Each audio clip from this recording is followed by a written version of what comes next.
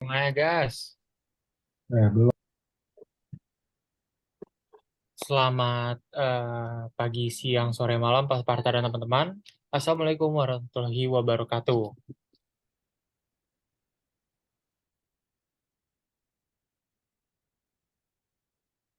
Sebelumnya perkenalkan, saya Antonius Aldo Sudarsono dengan NINEM 2021 121 1012 dan terdapat mengatur Michael Daud dengan NINEM 2021 121 1007 dan terdapat Muhammad Syahreza Alvero Siata 2021 121 1002.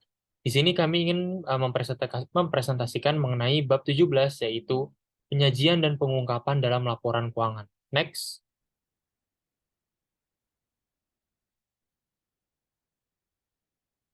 Yang pertama, penyajian dan pengungkapan laporan keuangan. Sebelum kita memasuki pembelajaran kita pada hari ini, izinkan saya menjelaskan tujuan pembelajarannya. Yang pertama, tinjau prinsip pengungkapan penuh dan jelaskan masalah implementasi. Yang kedua, menjelaskan kegunaan catatan dalam penyusunan laporan keuangan.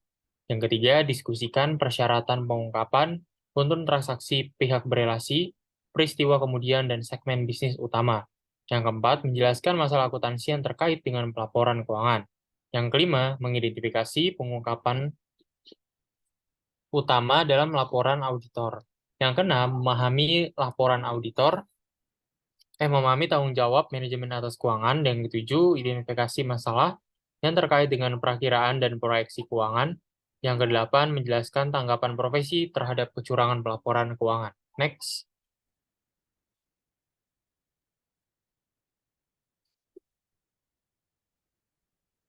Prinsip pengungkapan penuh. Apa itu prinsip pengungkapan penuh? Prinsip pengungkapan penuh panggilan untuk pelaporan keuangan. Fakta keuangan apapun yang cukup signifikan untuk mempengaruhi penilaian pembaca yang terinformasi. Bencana keuangan di Mahindra Satyam atau UIND dan masyarakat umum atau FRA menyoroti sulitnya menerapkan prinsip pengungkapan penuh.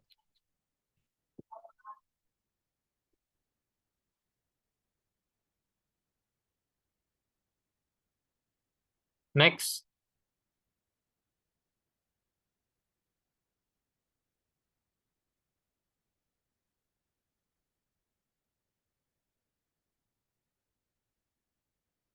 Selanjutnya masih dalam prinsip pengungkapan penuh. Alasannya terdapat tiga alasan. Yang pertama, kompleksitas lingkungan bisnis, kebutuhan akan informasi yang tepat waktu, akuntansi sebagai perangkat kontrol dan pemantauan. Nah, ini underlying konsepnya. Jadi, surveys indicate that to meet users changing needs, business reporting must, yang pertama, provide more forward-looking for information. Yang kedua, focus more on the factors that create longer-term value, including non-financial measures. And yang ketiga, better align information report externally with the information report internally. Next.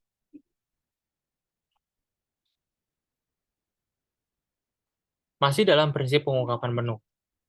Pengungkapan diferensial IASB telah mengembangkan IFRS untuk entitas kecil dan menengah atau UMKM atau UKM. UKM kurang kompleks dalam beberapa hal, dalam beberapa cara. Yang pertama, topik yang tidak relevan untuk UKM dihilangkan. Yang kedua, memungkinkan lebih sedikit pilihan kebijakan akuntansi. Yang ketiga, banyak prinsip untuk mengakui dan mengukur aset, liabilitas, pendapatan, dan beban disederhanakan.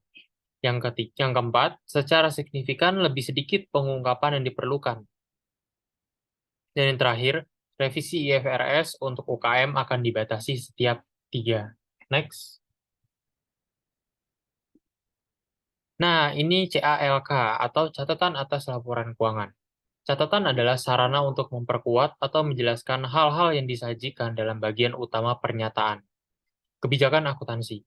Perusahaan harus menyajikan pernyataan yang mengidentifikasi kebijakan akuntansi yang diterapkan atau ringkasan kebijakan akuntansi signifikan. Nah, selain itu, perusahaan harus, yang pertama, identifikasi pertimbangan yang dibuat dalam proses penerapan kebijakan akuntansi. Dan yang kedua, mengungkapkan informasi tentang asumsi yang dibuat. Next.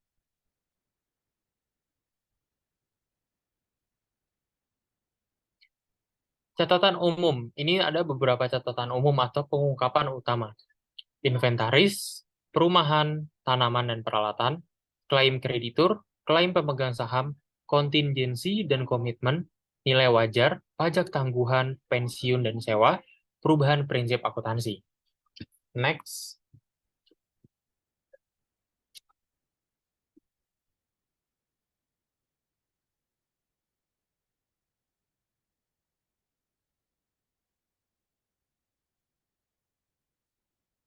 Selanjutnya ini adalah masalah pengungkapan. Pengungkapan transaksi atau peristiwa khusus. Transaksi pihak terkait ada 4.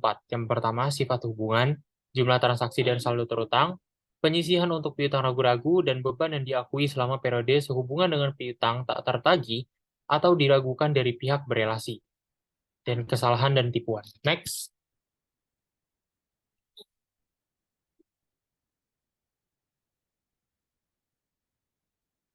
Nah, ini selanjutnya ada peristiwa setelah periode pelaporan atau peristiwa selanjutnya.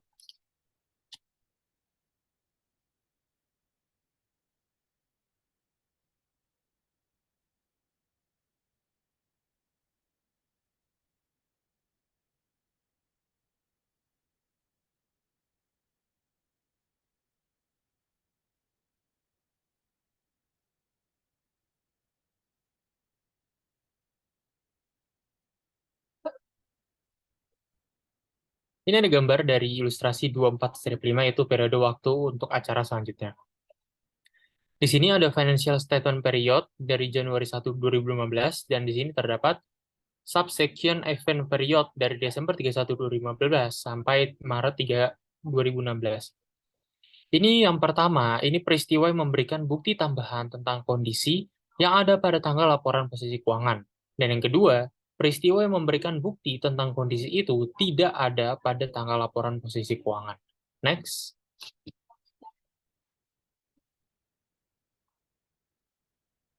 Nah, ini ada E24-2. Peristiwa pasca neraca. Untuk setiap peristiwa berikutnya ini, tunjukkan apakah sebuah perusahaan sebaiknya yang A menyesuaikan laporan keuangan, yang B diungkapkan dalam catatan atas laporan keuangan, atau yang C tidak menyesuaikan atau mengungkapkan. Yang A, penyelesaian kasus pajak dengan biaya yang jauh melebihi jumlah yang diharapkan pada akhir tahun. Yang kedua, pengenalan lini produk baru. Hilangnya pabrik perakitan akibat kebakaran. Yang keempat, penjualan sebagian besar aset perusahaan.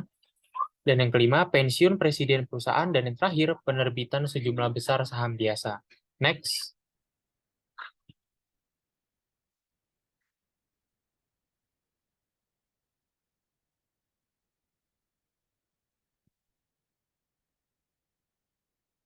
Nah, ini masih soal yang sama. Ini yang ketujuh ini, kehilangan pelanggan yang signifikan.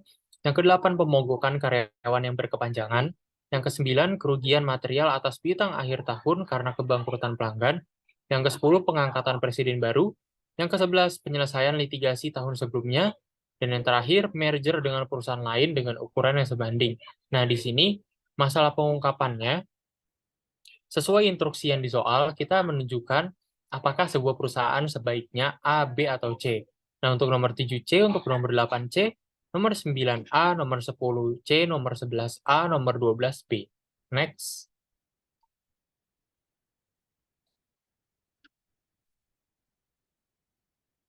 Di sini ada pelaporan untuk perusahaan diversifikasi. Investor dan analisis investasi menginginkan bla bla bla. Next saya, Zak.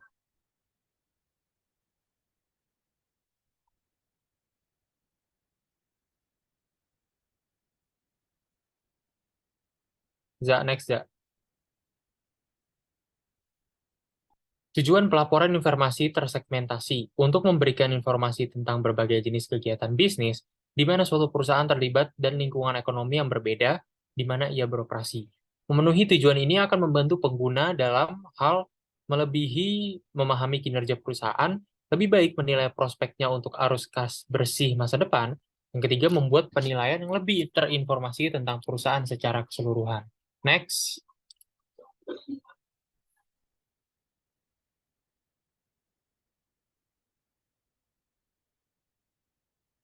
Masalah pengungkapan itu prinsip dasar. IFRS mensyaratkan bahwa laporan keuangan untuk tujuan umum mencakup informasi terpilih atas dasar segmentasi tunggal. Sebuah perusahaan dapat memenuhi tujuan pelaporan tersegmentasi dengan menyediakan laporan keuangan tersegmentasi. Next. Mengidentifikasi segmen operasi. Nah, ini ada komponen dari suatu perusahaan. Ada tiga. Yang pertama, yang terlibat dalam aktivitas bisnis yang menghasilkan pendapatan dan menimbulkan biaya. Yang kedua, yang hasil operasinya dikaji ulang secara berkala oleh pengambilan keputusan operasional kepala perusahaan. Dan yang ketiga, di mana informasi keuangan diskrit tersedia. Next. Bla bla bla bla bla. Next. Ya. Dia nggak bakal ngecek, percaya sama gue. Terus, Kalau mau cepetin di loop 30 menit. Jadi 30 menit gue loop 2 kali di 1 jam. aduh, kagak ngerti gue maksudnya. Maksudnya kita nge-record 30 menit, ya kan? Tapi Hmm. nanti gue double. Jadi ngulang dari awal. Nah, itu gue takut kalau kayak gitu, Za. Deh. Dah, Soalnya langsung aja dah. si siapa? Si Cakra ngomongnya begitu. Katanya gitu. Ya udah, kalau kalau nanti seselesainya kau belum 1 jam, diulang aja ntar, Za. Oke. Selesainya Bla bla. Hah? cepetin aja cepetin dah. Oke. Lalu melakukan tes tersebut, perusahaan harus mempertimbangkan faktor tambahan. Yang pertama, data semen harus menjelaskan sebagian besar bisnis perusahaan. Secara khusus, salah satu tambahan harus sama dengan atau melebihi 70% dari penjualan gabungan pelanggan yang tidak terhasil untuk seluruh perusahaan. SBY memutuskan bahwa 10 next. Bentar. Nggak apa dah, sedapatnya aja ntar berapa. Nah, di sini ada mengidentifikasi segmen operasi. Di sini ada segmen A sampai F, total revenue ini ada 100, 50, 700, 300, 900, 100.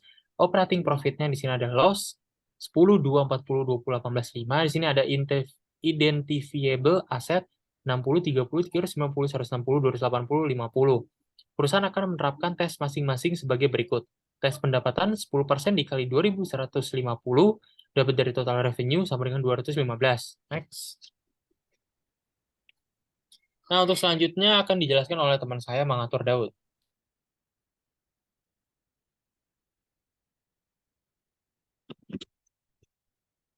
Eh, Oke, berikutnya ada mengidentifikasi segmen operasi. Pertama ada 6 segmen dengan total revenue-nya 100, 50, 700, 300, 900, dan 100. Totalnya menjadi 2.150. Dengan operating profit 10, 2, 40, 20, dan 18, dan minus 5. Totalnya menjadi 85, dan identifiable asset sebesar 60, 30, 390, 160, 280, dan 50. Totalnya menjadi 970. Perusahaan akan menerapkan tes masing-masing sebagai berikut, yaitu ujian laba rugi operasi, dan pengujian didasarkan pada segmen non-rugi. Next.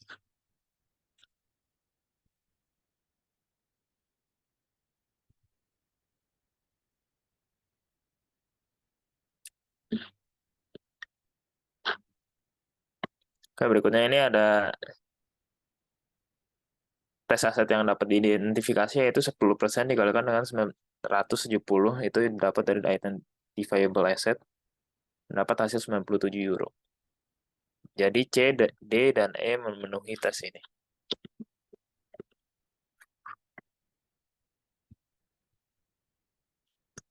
Oleh karena itu, segmen pelaporan A, C, D, dan E dengan asumsi keempat segmen ini memiliki penjualan yang cukup untuk memenuhi 75% wajib penjualan gabungan.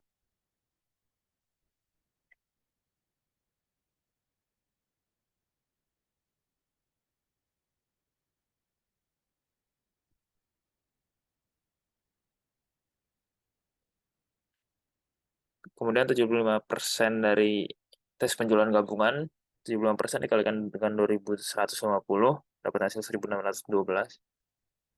Dan penjualan A, C, D, dan E berjumlah 2.000, dapat dari 1.100 tambah 700 tambah 300 tambah 900. Karena itu tes 75% terpenuhi.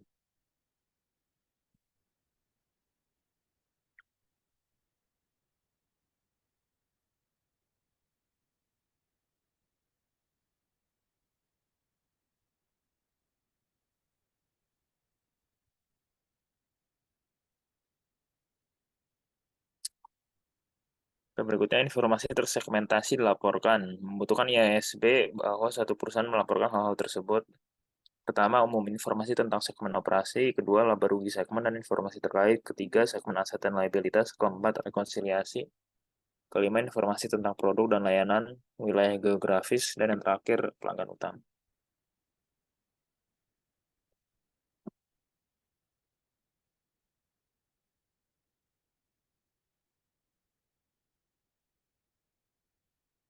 Kemudian, masalah pengungkapan laporan sementara yaitu mencakup periode kurang dari 1 tahun. IFRS mengharuskan perusahaan untuk mengikuti pendekatan diskret, yaitu perlakuan setiap periode interim sebagai periode akuntansi yang terpisah, ikuti prinsip penangguhan dan akrual yang digunakan untuk laporan per tahunan, laporkan transaksi akuntansi saat terjadi, dan pengakuan biaya tidak boleh berubah dengan periode waktu yang dicakup.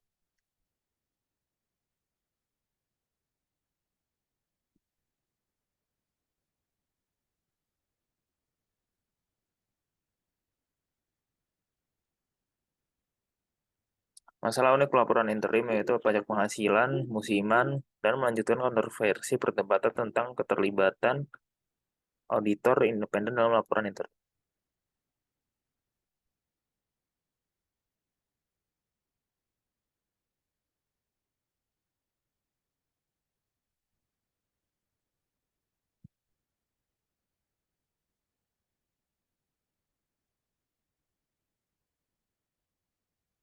Laporan auditor dan manajemen. Pendapat yang tidak dimodifikasi auditor menyatakan pendapat bahwa laporan keuangan disajikan secara wajar sesuai dengan IFRS. Pendapat lain yaitu berkualitas merugikan dan penafian.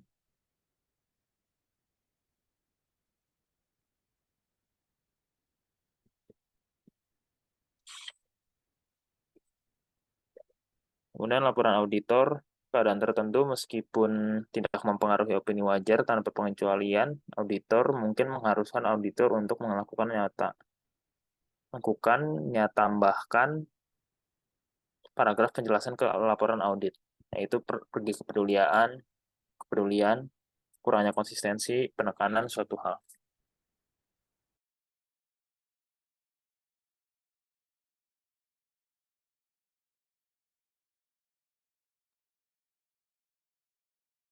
Berikutnya, pendapat memenuhi syarat.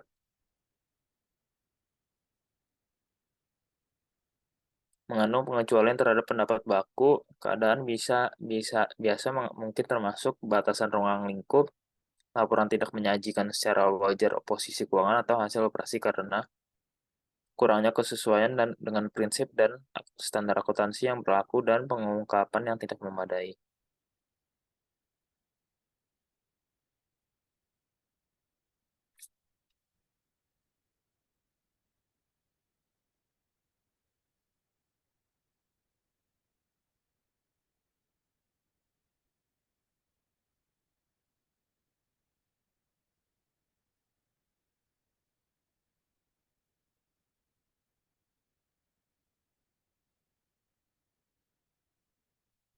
Pendapatan yang merugikan disyaratkan dalam setiap laporan di mana pengecualian atas penyajian wajar begitu material sehingga menurut pertimbangan auditor independen, pendapat wajar dengan pengecualian tidak dapat dibenarkan.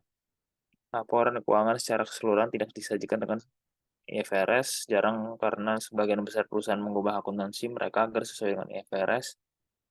Regulator pasar tidak akan mengizinkan perusahaan yang terdaftar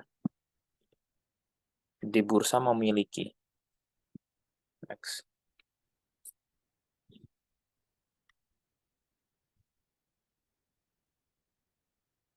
Penafian pendapat tetap ketika auditor telah mengumpulkan begitu sedikit informasi atas laporan keuangan sehingga tidak ada pendapat yang dapat diberikan.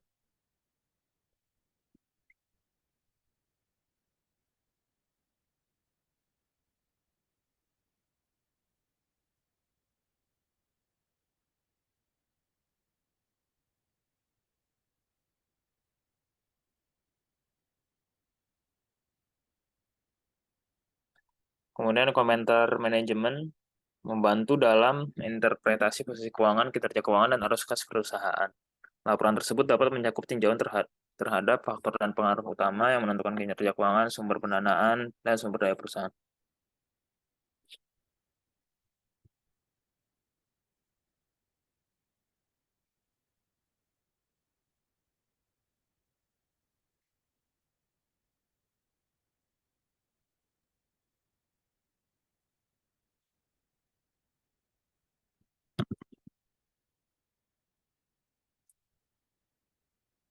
Tanggung jawab manajemen atas laporan keuangan. Manajemen bertanggung jawab untuk menyiapkan laporan keuangan. Auditor memberikan penilaian terhadap laporan keuangan.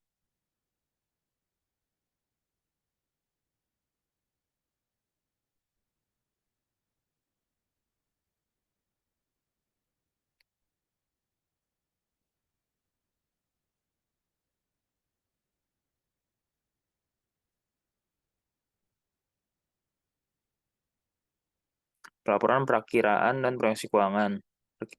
Perkiraan uang, seperangkat laporan keuangan prospektif yang menyajikan posisi keuangan yang diharapkan perusahaan. Keuangan proyeksi, laporan keuangan prospektif yang menyajikan diberikan satu atau lebih asumsi hipotesis. Posisi keuangan yang diharapkan entitas, hasil operasi, dan arus kas. Regulator telah menetapkan aturan pelabuhan aman.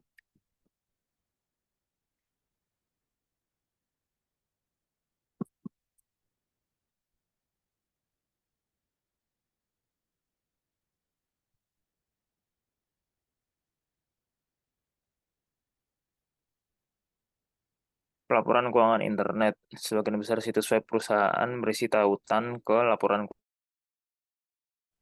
Memungkinkan perusahaan untuk berkomunikasi lebih mudah. Izinkan pengguna memanfaatkan alat seperti mesin telusur dan hyperlink.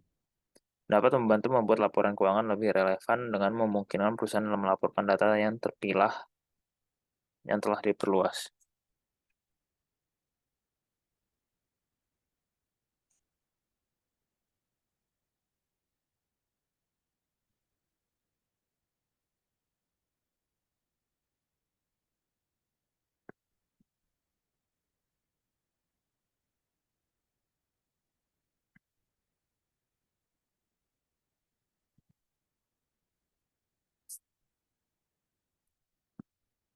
Dan berikutnya pelaporan keuangan palsu, perilaku yang disengaja atau sembrono, baik melalui tindakan atau kelalaian, yang menghasilkan laporan keuangan yang menyesatkan secara material.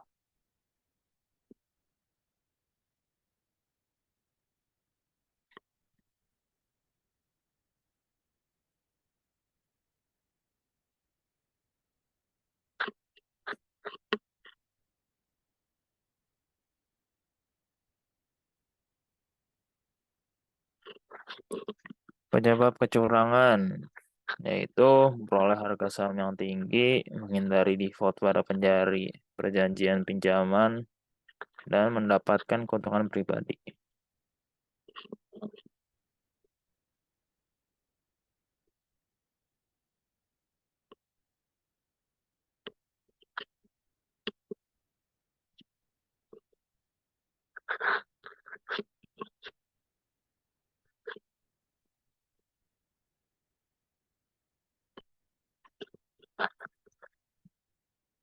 Peluang umum untuk penipuan pelaporan keuangan yaitu tidak adanya dewan direksi, kontrol akuntansi lemah, transaksi yang kompleks, estimasi akuntansi yang membutuhkan pertimbangan signifikan, dan staf audit internal yang tidak efektif.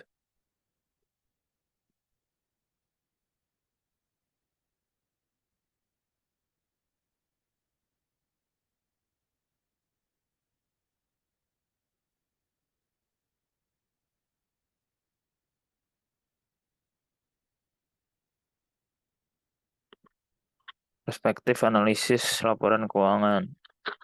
Ketahui pertanyaan yang ingin ditemukan, ketahui pertanyaan yang dapat dijawab, dan cocokkan 1 dan 2 di atas. Dengan pencocokan tersebut, analisis pernyataan karena memiliki arah dan tujuan yang logis.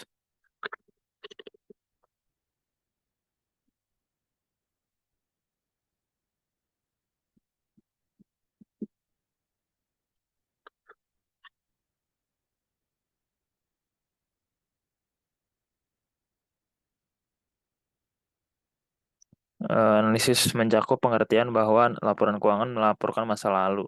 Rasio tunggal dengan sendirinya tidak mungkin sangat berguna. Kesadaran akan keterbatasan akan angka akuntansi yang digunakan dalam analisis.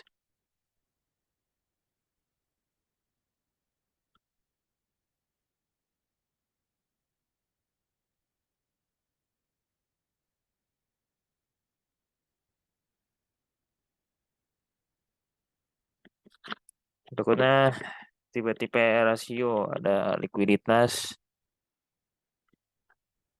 mengukur kemampuan jangka pendek perusahaan, aktivitas rasio, mengukur seberapa efektif perusahaan, kemudian profitabilitas rasio, mengukur tingkat keberhasilan perusahaan, dan cakupan rasio, mengukur tingkat perlindungan bagi kreditur.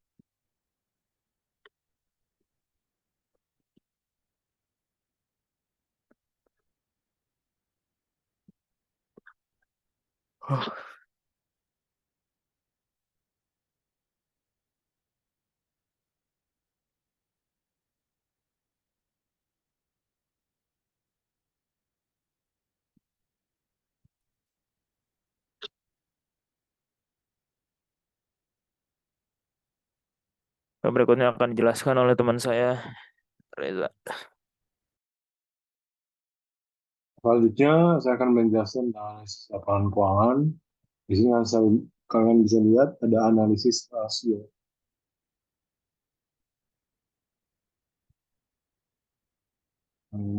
Yang berikutnya ini ada activity kedua, analisis rasio. Jadi investasi 24A minus 1 kan bisa lihat formulanya dan referensinya. Di sini ada summary ratio presented in earlier chapter. Yang ketiga, kalian bisa lihat formulanya ya di sini. Ini yang keempat, formulanya juga, analisis rasio juga. Nah, keterbatasan analisis rasio berdasarkan biaya historis penggunaan perkiraan mencapai komparabilitas antara perusahaan dalam industri tertentu. Sejumlah besar informasi penting tidak termasuk dalam laporan keuangan perusahaan.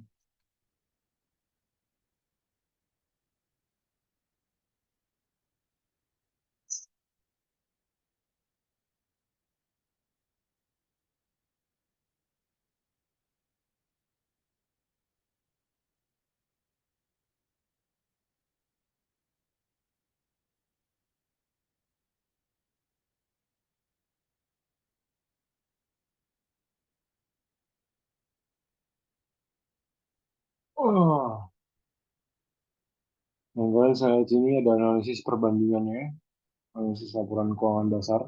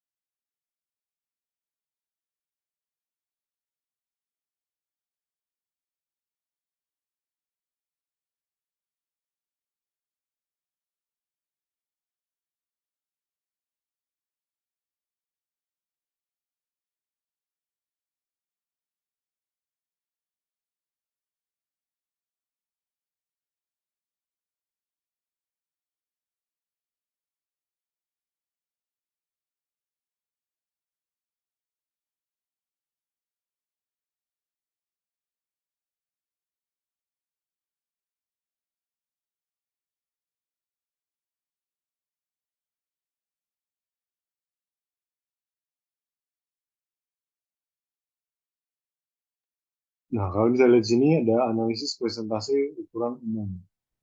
Di sini ada Antec Chemical Corporation, horizontal comparative analysis. Hingga cost of sales sebesar 1.000, design and modernization 2015 itu ada 50, selling and administrative expense-nya ada 25, international expense-nya 50, income tax-nya 100. 2014, difference, saya Kalian bisa lihat sendiri, case-nya juga. Terus analisis presentasi ukuran, ya kan lihat sendiri, income statement-nya ada berapa, Excel sama berapa. IFRS 1 membutuhkan informasi untuk tersebut dalam pernyataan IFRS pertama perubahan. 1 menjadi transparan, 2 memberikan titik awal yang cocok, dan 3 memiliki biaya yang tidak melebihi manfaat. Prinsip mengesampingkan ke dalam konversi dari GAAP Nasional IFRS, terus konversi adalah aplikasi retrospektif penuh dari semua IFRS. Tujuan umum objektif adalah menyajikan laporan keuangan seolah-olah perusahaan selalu melaporkan IFRS untuk mencapai tujuan tersebut. Perusahaan harus 1. Dimintakan aplikasi waktu untuk pernyataan IFRS pertamanya. 2. Siapkan pembukaan laporan posisi keuangan pada tanggal transisi ke IFRS. 3. Pilih kebijakan akuntansi yang sesuai dengan IFRS dan terapkan kebijakan ini secara retrospektif.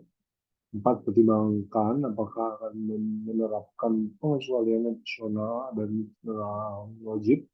5. Membuat pengungkapan yang luas untuk menjelaskan risiko IFRS.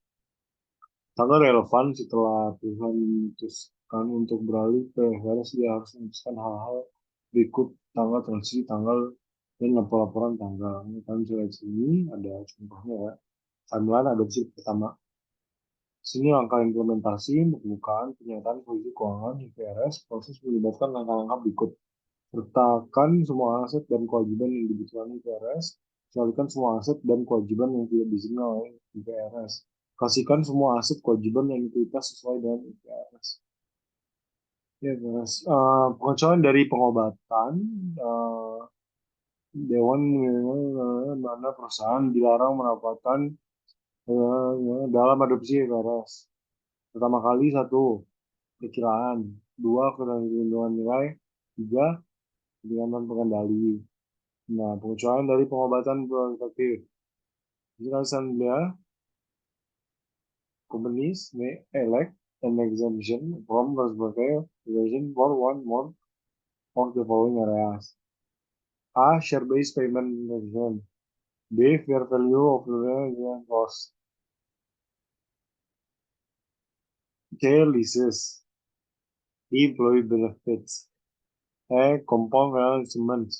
F. Fair value measurement of financial asset or financial value.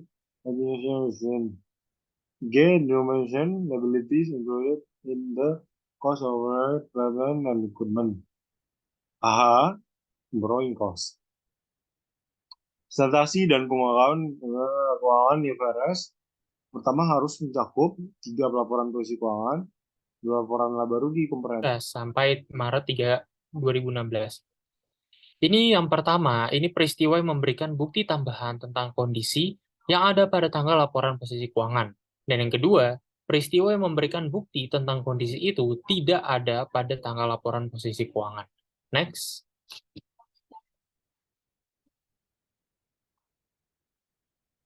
Nah, ini ada E24-2. Peristiwa pasca neraca. Untuk setiap peristiwa berikutnya ini, tunjukkan apakah sebuah perusahaan sebaiknya yang A menyesuaikan laporan keuangan, yang B diungkapkan dalam catatan atas laporan keuangan, atau yang C tidak menyesuaikan atau mengungkapkan. Yang A, penyelesaian kasus pajak dengan biaya yang jauh melebihi jumlah yang diharapkan pada akhir tahun. Yang kedua, pengenalan lini produk baru. Hilangnya pabrik perakitan akibat kebakaran. Yang keempat, penjualan sebagian besar aset perusahaan. Dan yang kelima, pensiun presiden perusahaan. Dan yang terakhir, penerbitan sejumlah besar saham biasa. Next.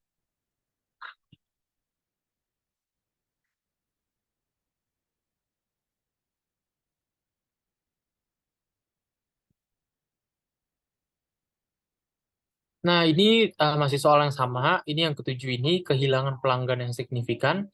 Yang kedelapan, pemogokan karyawan yang berkepanjangan. Yang kesembilan, kerugian material atas piutang akhir tahun karena kebangkrutan pelanggan. Yang ke-10, pengangkatan presiden baru. Yang ke-11, penyelesaian litigasi tahun sebelumnya. Dan yang terakhir, merger dengan perusahaan lain dengan ukuran yang sebanding. Nah, di sini, masalah pengungkapannya, Sesuai instruksi yang di soal, kita menunjukkan apakah sebuah perusahaan sebaiknya A, B, atau C. Nah, untuk nomor 7C, untuk nomor 8C, nomor 9A, nomor 10C, nomor 11A, nomor 12B. Next.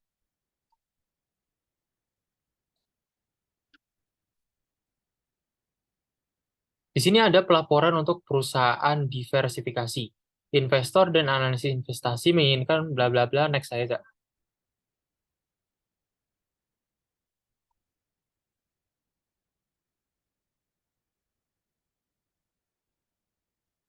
Zak, next, Zak. Tujuan pelaporan informasi tersegmentasi untuk memberikan informasi tentang berbagai jenis kegiatan bisnis, di mana suatu perusahaan terlibat dan lingkungan ekonomi yang berbeda, di mana ia beroperasi. Memenuhi tujuan ini akan membantu pengguna dalam hal melebihi memahami kinerja perusahaan, lebih baik menilai prospeknya untuk arus kas bersih masa depan. Yang ketiga, membuat penilaian yang lebih terinformasi tentang perusahaan secara keseluruhan. Next.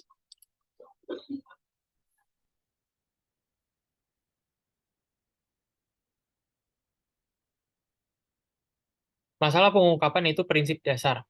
IFRS mensyaratkan bahwa laporan keuangan untuk tujuan umum mencakup informasi terpilih atas dasar segmentasi tunggal. Sebuah perusahaan dapat memenuhi tujuan pelaporan tersegmentasi dengan menyediakan laporan keuangan tersegmentasi. Next. Mengidentifikasi segmen operasi. Nah, ini ada komponen dari suatu perusahaan. Ada tiga. Yang pertama, yang terlibat dalam aktivitas bisnis yang menghasilkan pendapatan dan menimbulkan biaya. Yang kedua, yang hasil operasinya dikaji ulang secara berkala oleh pengambilan keputusan operasional kepala perusahaan. Dan yang ketiga, di mana informasi keuangan diskrit tersedia. Next. Bla bla bla bla bla. Next. Ya. Dia nggak bakal ngecek, percaya sama gue. Kalau mau, Terus, kalau mau cepetin, di loop 30 menit. Jadi 30 menit gue loop 2 kali di 1 jam. aduh, kagak ngerti gue maksudnya. Maksudnya kita nge-record 30 menit, ya kan? Tapi Hmm. nanti gue double, jadi ngulang dari awal. Nah, itu gue takut kalau kayak gitu, Za. Nah, deh. Dah, Soalnya langsung aja dah. si siapa? Si Cakra ngomongnya begitu. Katanya gitu. Ya udah, kalau kalau nanti seselesainya kalau belum 1 jam, diulang aja ntar, Za. Oke, selesainya Bla bla. Hah? cepetin aja, cepetin dah. Oke, lalu melakukan tes tersebut, perusahaan harus mempertimbangkan faktor tambahan. Yang pertama, data semen harus menjelaskan sebagian besar bisnis perusahaan. Secara khusus, salah satu tambahan harus sama dengan atau melebihi 70% dari penjualan gabungan pelanggan yang tidak terhasil untuk seluruh perusahaan. SBY memutuskan bahwa 10 next. Ntar. Nggak apa dah, sedapatnya aja ntar berapa. Nah, di sini ada mengidentifikasi segmen operasi. Di sini ada segmen A sampai F, total revenue ini ada 100, 50, 700, 300, 900, 100. Operating profitnya di sini ada loss, 10, 2, 40, 20, 18, 5. Di sini ada identifiable asset, 60, 30, 350, 160, 280, 50. Perusahaan akan menerapkan tes masing-masing sebagai berikut. Tes pendapatan 10% dikali 2.150 dapat dari total revenue sama dengan 215. Next. Nah, untuk selanjutnya akan dijelaskan oleh teman saya, Mengatur Daud.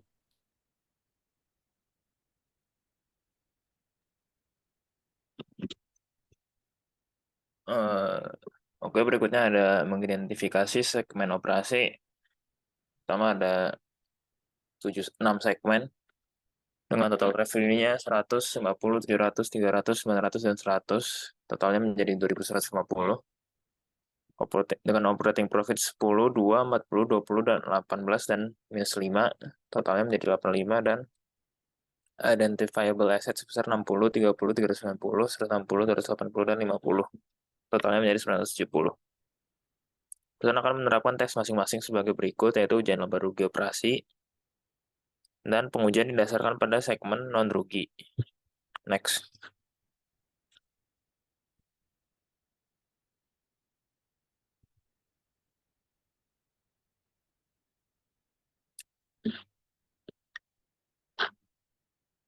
Oke, berikutnya ini ada tes aset yang dapat diidentifikasi yaitu 10% dikalikan dengan 970 itu dapat dari identifiable asset, dapat hasil 97 euro. Jadi C, D, dan E memenuhi tes ini.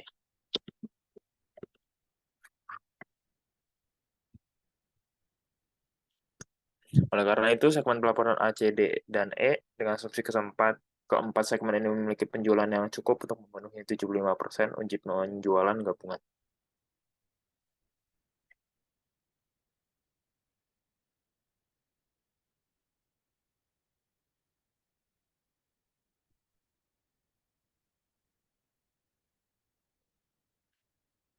Kemudian 75% dari tes penjualan gabungan, 75% dikalikan dengan 2.150, dapat hasil 1.612. Dan penjualan A, C, D, dan E berjumlah 2.000, dapat dari 1.100 tambah 700 tambah 300 tambah 900. Karena itu tes 75% terpenuhi.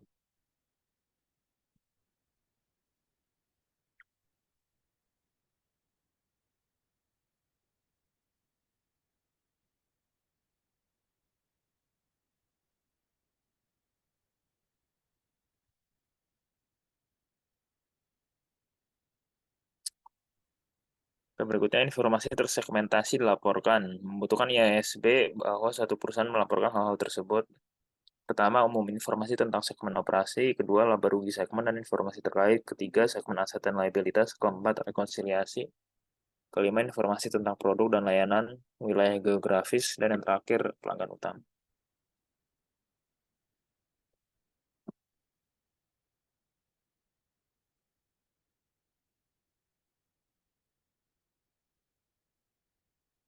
Kemudian, masalah pengungkapan laporan sementara yaitu mencakup periode kurang dari 1 tahun.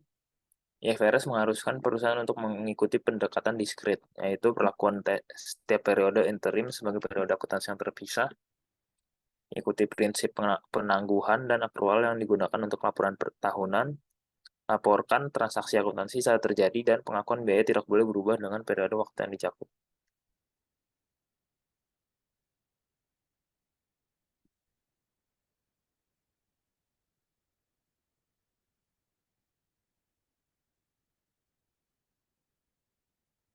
Masalah unik pelaporan interim yaitu pajak penghasilan, musiman, dan melanjutkan kontroversi perdebatan tentang keterlibatan auditor independen dalam laporan interim.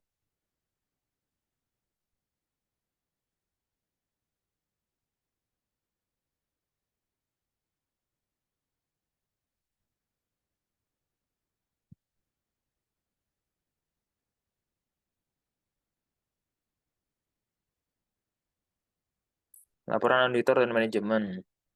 Pendapat yang tidak dimodifikasi auditor menyatakan pendapat bahwa laporan keuangan disajikan secara wajar sesuai dengan IFRS. Pendapat lain yaitu berkualitas merugikan dan penafian.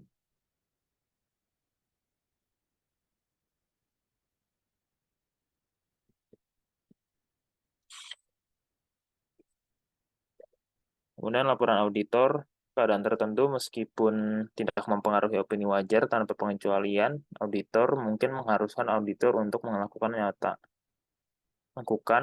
tambahkan paragraf penjelasan ke laporan audit, yaitu pergi kepedulian, kurangnya konsistensi, penekanan suatu hal.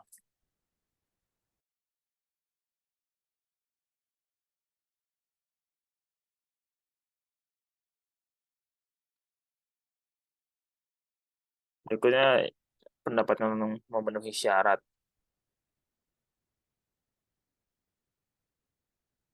Mengandung pengecualian terhadap pendapat baku, keadaan biasa mungkin termasuk batasan ruang lingkup, laporan tidak menyajikan secara wajar posisi keuangan atau hasil operasi karena kurangnya kesesuaian dengan prinsip dan standar akuntansi yang berlaku dan pengungkapan yang tidak memadai.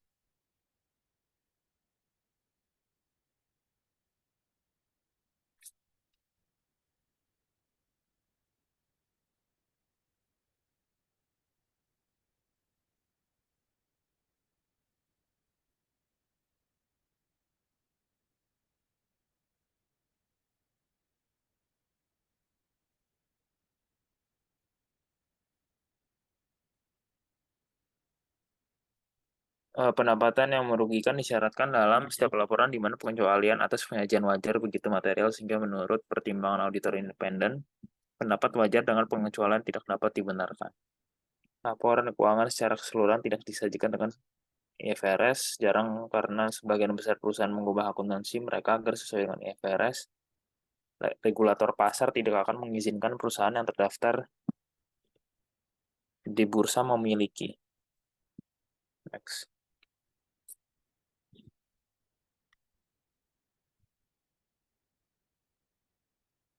Penafian pendapat tetap ketika auditor telah mengumpulkan begitu sedikit informasi atas laporan keuangan sehingga tidak ada pendapat yang dapat diberikan.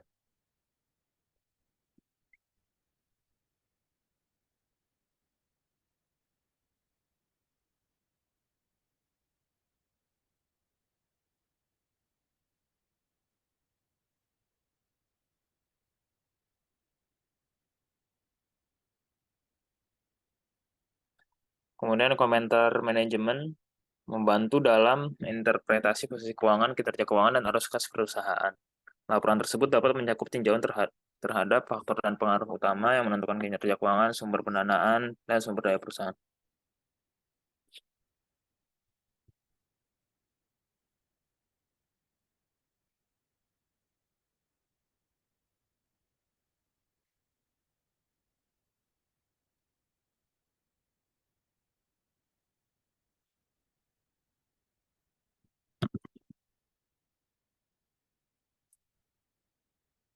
Tanggung jawab manajemen atas laporan keuangan. Manajemen bertanggung jawab untuk menyiapkan laporan keuangan. Auditor memberikan penilaian terhadap laporan keuangan.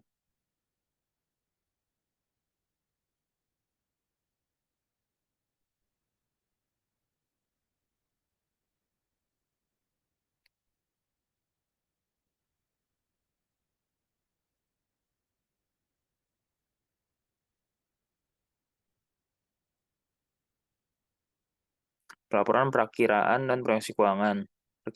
Perkiraan uang, seperangkat laporan keuangan prospektif yang menyajikan posisi keuangan yang diharapkan perusahaan.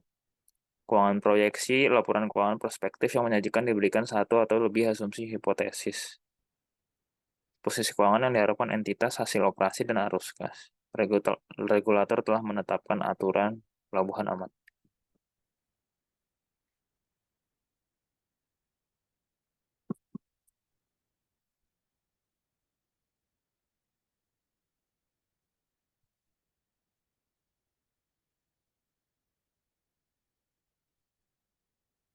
Pelaporan keuangan internet. Sebagian besar situs web perusahaan berisi tautan ke laporan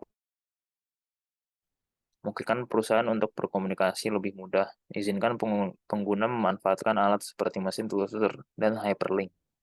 Dapat membantu membuat laporan keuangan lebih relevan dengan memungkinkan perusahaan melaporkan data yang terpilah yang telah diperluas.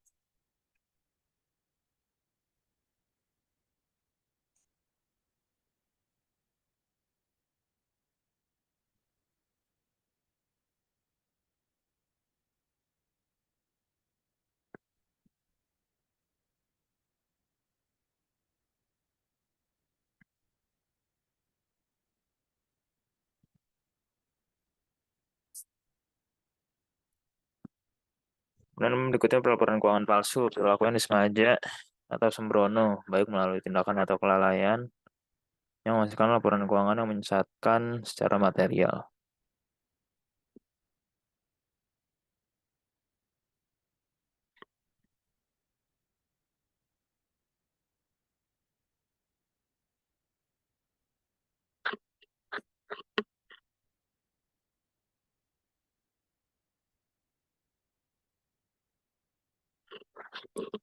Penyebab kecurangan yaitu memperoleh harga saham yang tinggi, menghindari default pada perjanjian pinjaman, dan mendapatkan keuntungan pribadi.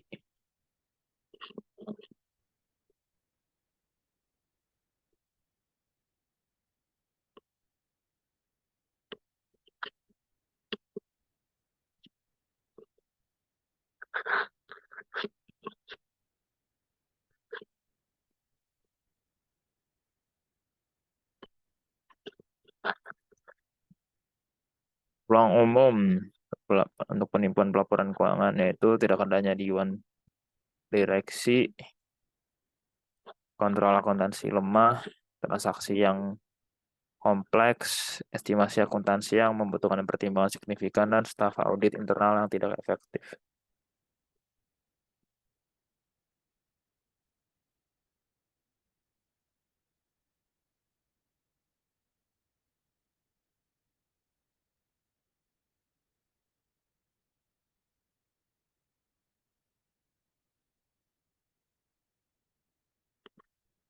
Perspektif analisis laporan keuangan. Ketahui pertanyaan yang ingin ditemukan, ketahui pertanyaan yang dapat dijawab, dan cocokkan 1 dan 2 di atas. Dengan pencocokan tersebut, analisis pernyataan karena memiliki arah dan tujuan yang logis.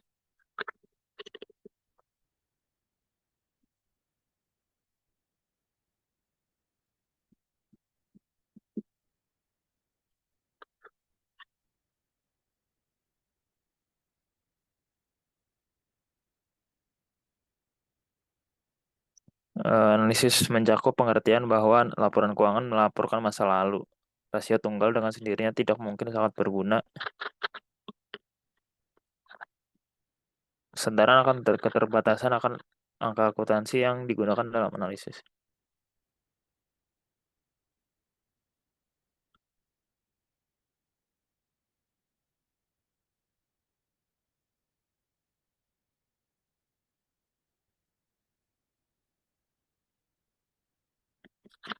Berikutnya, tipe-tipe rasio, ada likuiditas,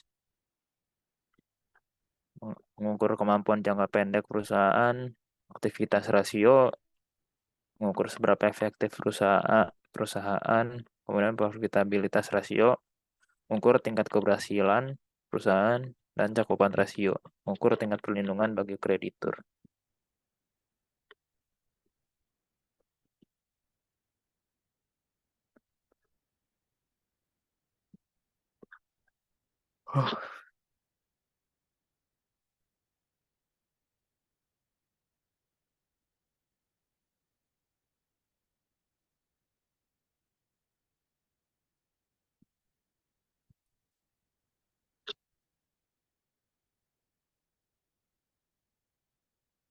Berikutnya akan dijelaskan oleh teman saya, Reza.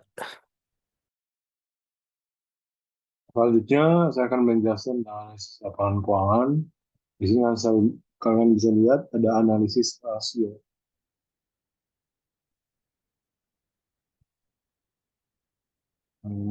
Yang berikutnya ini ada activity kedua, analisis rasio.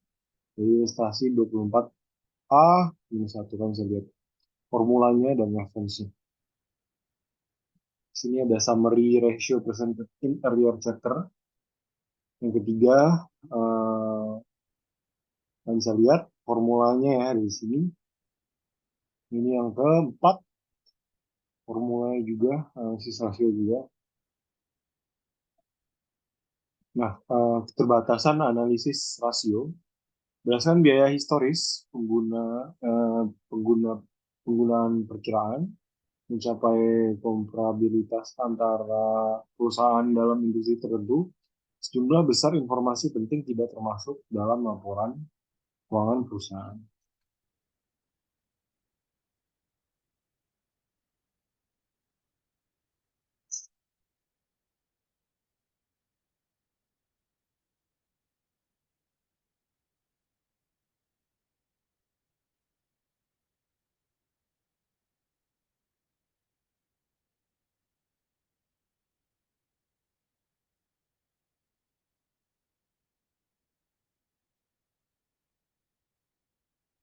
Oh, yang kalian saya lihat sini ada analisis perbandingannya, analisis laporan keuangan dasar.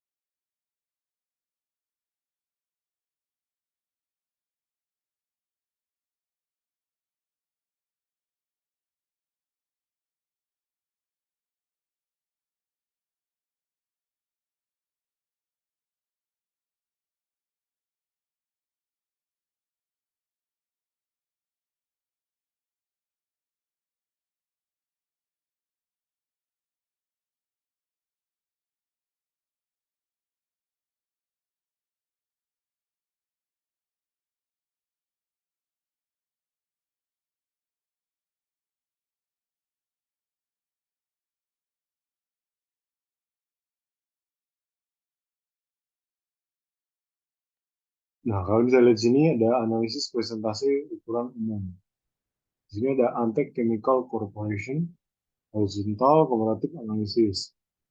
The cost of sales sebesar 1.000, design and mobilization 2015 itu ada 50, selling and administrative expense-nya ada 25, international expense-nya 50, income tax-nya 100. 2014, difference, saya harus lihat sendiri, case-nya juga. Terus analisis presentasi ukuran, ya kan, lihat sendiri, income statement-nya ada berapa, net sales, sama berapa. IFRS 1 membutuhkan informasi untuk tersebut dalam pernyataan IFRS pertama perubahan. Satu, menjadi transparan, dua, memberikan titik awal yang cocok, dan tiga, memiliki biaya yang tidak melebihi manfaat. Prinsip mengesampingkan ke dalam konversi dari GAAP, Nasional IFRS, terus konversi adalah aplikasi retrospektif penuh dari semua IFRS. Tujuan umum objektif adalah menyajikan laporan keuangan seolah-olah perusahaan selalu melaporkan IFRS untuk mencapai tujuan tersebut. Perusahaan harus satu, dimintakan aplikasi waktu untuk pernyataan IFRS pertamanya.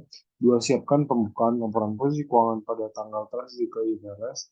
Tiga, pilih kebijakan akuntansi yang sesuai dengan IFRS dan terapkan kebijakan ini secara retrospektif.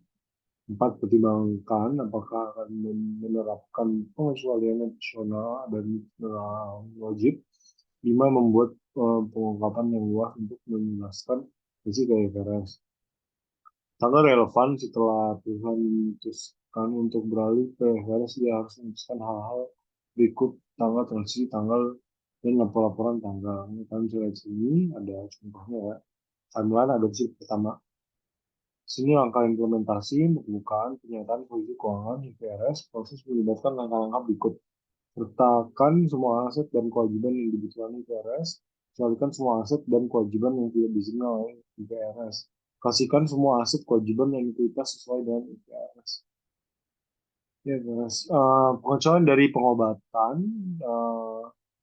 Dewan mana perusahaan dilarang mendapatkan dalam adopsi IFRS. Pertama kali, satu, perkiraan, dua, perlindungan nilai, tiga, keringanan pengendali. Nah, pengecualian dari pengobatan prospektif. Jelasan dia, companies may elect an exemption from prospective provision for one more of the following areas. A. Share-based payment provision. B. Fair value of the cost. C. Leases. E. Employee benefits. A. Compound management. F. Fair value measurement of financial asset or financial value within. G. Denomination liabilities included in the cost of development and recruitment. A. Borrowing cost. Presentasi dan keuangan IFRS pertama harus mencakup 3 pelaporan posisi keuangan, 2 laporan laba rugi komprehensif, 2 laporan laba rugi terpisah jika disajikan, 2 laporan arus kas, dan 2 laporan perubahan ekuitas dan catatan terkait termasuk informasi komparatif. Presentasi dan pengungkapan laporan keuangan IFRS pertama, perusahaan harus mencakup rekonsiliasi dari ekuitasnya dilaporkan sesuai dengan GAAP. Sebelumnya ke ekuitasnya sesuai dengan IFRS pada tanggal transisi. 2. Total pendapatan komprehensifnya sesuai dengan IFRS menjadi total pendapatan komprehensif sesuai GAAP sebelumnya untuk periode yang sama.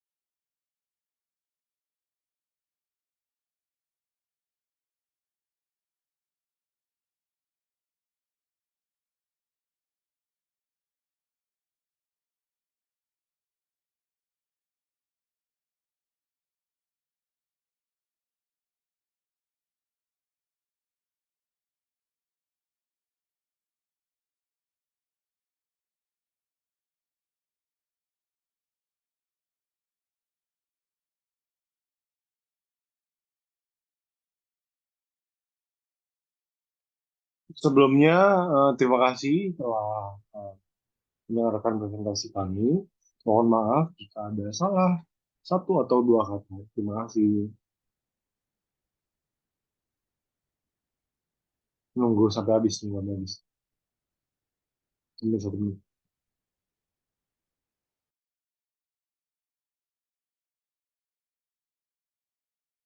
Di sini lu edit, Za. Yoi, nanti gue lupa aja, nanti gue lupa. Bisa kurang. Lu tambah-tambahin ya? Yoi. Oke.